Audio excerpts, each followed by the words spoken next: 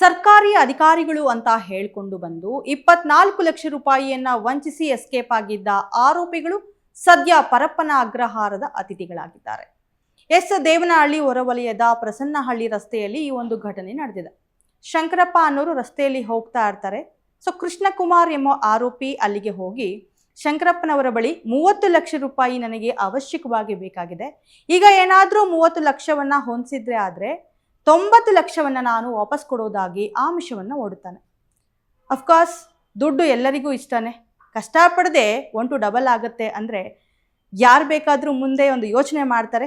ಹಾಗೇನೆ ಶಂಕರಪ್ಪ ಅತಿ ಆಸೆಯಿಂದ ಮನೆಯಲ್ಲಿದ್ದ ಎಲ್ಲಾ ಚಿನ್ನಾಭರಣಗಳನ್ನ ಅಡವಿಟ್ಟು ತನ್ನ ಬ್ಯಾಂಕ್ನಲ್ಲಿದ್ದ ಹಣವನ್ನ ಡ್ರಾ ಮಾಡಿ ಹೊಂದಿಸ್ಕೊಂಡು ಬರ್ತಾನೆ.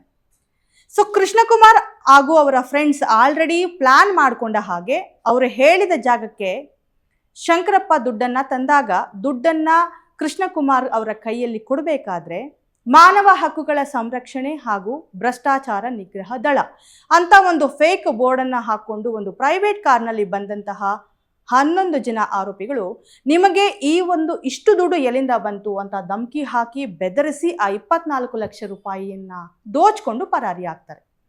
ಕೃಷ್ಣಕುಮಾರ್ ಹಾಗೇನೆ ಶಂಕರಪ್ಪ ದೇವನಹಳ್ಳಿ ಪೊಲೀಸ್ ಠಾಣೆಯಲ್ಲಿ ಈ ಒಂದು ಪ್ರಕರಣದ ಕುರಿತು ದೂರನ್ನ ನೀಡ್ತಾರೆ.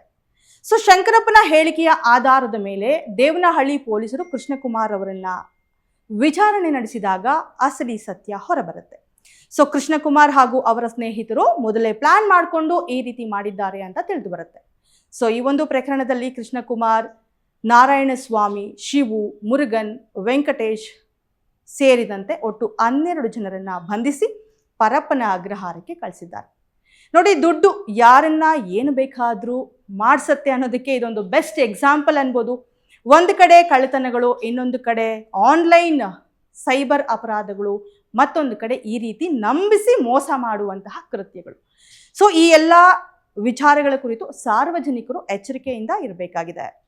ಮತ್ತಷ್ಟು ಇಂಟ್ರೆಸ್ಟಿಂಗ್ ಸುದ್ದಿಗಳಿಗಾಗಿ ನೋಡ್ತಾ ಇರಿ ಯು ಟೈಮ್ಸ್ ಕನ್ನಡ, ಸದಾ ನಿಮ್ಮೊಂದಿಗೆ.